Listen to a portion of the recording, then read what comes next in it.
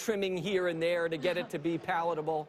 Obviously, the provider community has just gotten used to the idea that the government's going to pull money from elsewhere in the economy and into subsidy of patients. They like that. They don't want to see that go away. So they're going to lobby like hell against this.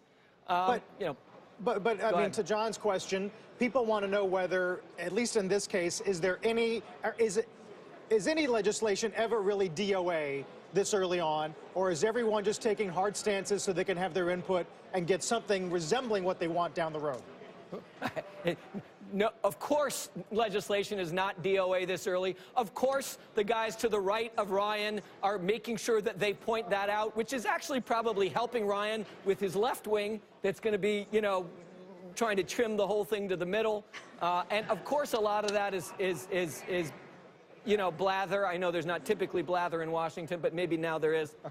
So I don't see anything that's DOA about any of this. It's a tiny little trim. It's stick a H in the ACA, you know, create a little more room for the market, a little less guaranteed safety net, a little less role of the feds in every dollar.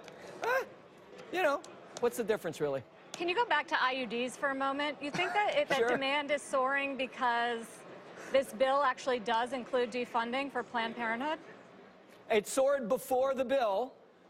This may continue, but they're right. I think one of the factors is a genuine, you know, gee, is Planned Parenthood going to be there? AthenaHealth proudly serves a lot of the Planned Parenthood chapters around the country. So that is one of the things is, gee, I want to get into my Planned Parenthood place. And then, of course, you can make your own opinions about the desire to relax and reproduce in the general emotional climate today. I don't know.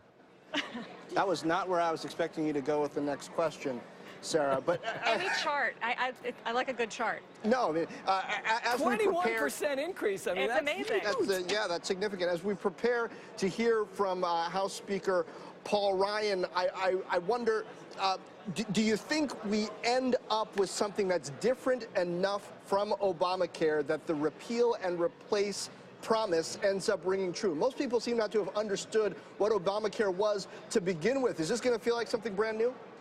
Wasn't it on your show that I imagined what would happen is that they would make this tiny little set of tweaks and then rip off their shirts and build a bonfire and pound their chest and say they repealed it? You know, that's what this is. Okay. You know, this is fairies dancing on the head of a pin in general, as in a way was Obamacare itself. I mean, many more dollars for those 20 million and the size of the subsidies and the forced constraint of product management by payers and health systems. That was a little more impactful, but generally still, you still had employer-based health